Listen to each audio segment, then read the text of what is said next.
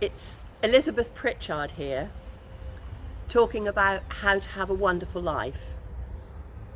Today I have a somatic exercise to show you.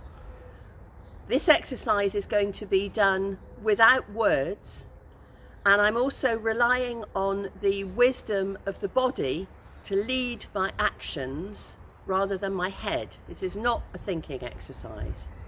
It comes from Stephen Gilligan's work on generative trance, and this particular exercise is called push and pull.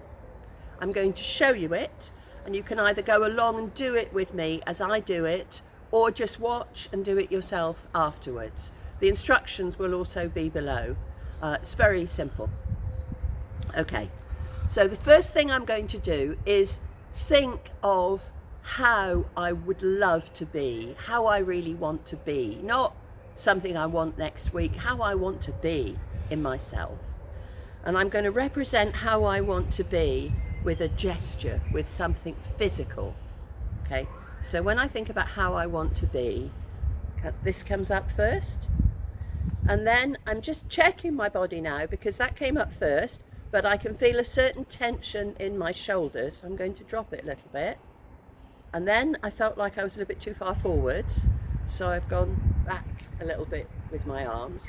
And I'm doing this sort of movement of my gesture until it feels comfortable that that is a representation of how I want to be. It's a real how do I want to be truly in my heart kind of feeling. So there we go, how do I want to be? It's that.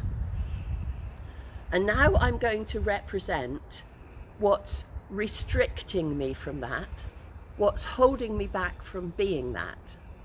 And in NLP, we would say that anything that was holding us back for a good reason.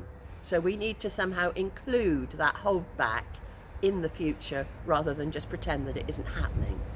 So if I represent the hold back is like this. That feels like the right representation of the hold back. And I'm just making a few adjustments there to the hold back, but does that basically feel like the hold back? Yeah, it does. Okay, so that's the hold back, yeah? This is a representation of the hold back. Now what I'm going to do is to put these two gestures together, or rather allow my body to lead me into some physical representation that comes out of these two together. I'm going to just allow my body to do that rather than I'm going to do it with my head. So I'm now going to allow my body to make a different movement, okay? This is what comes up.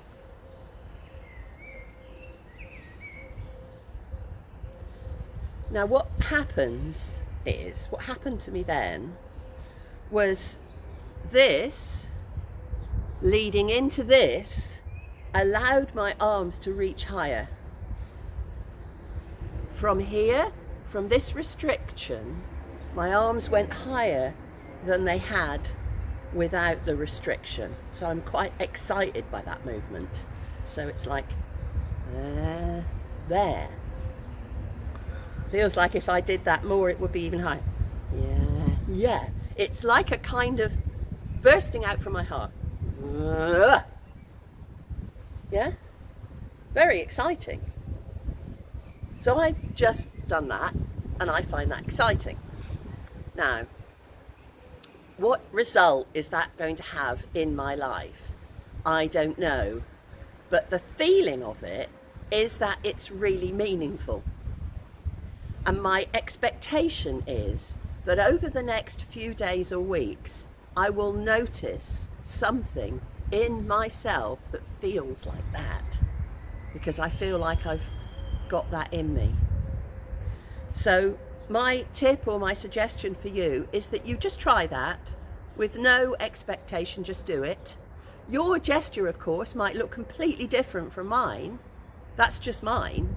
You know, you may represent how you want to be in the future completely differently from that. Don't do what I did. Just allow your body to lead you into whatever are your two gestures, and then bring those two gestures together. And I'd love to know how you get on with it.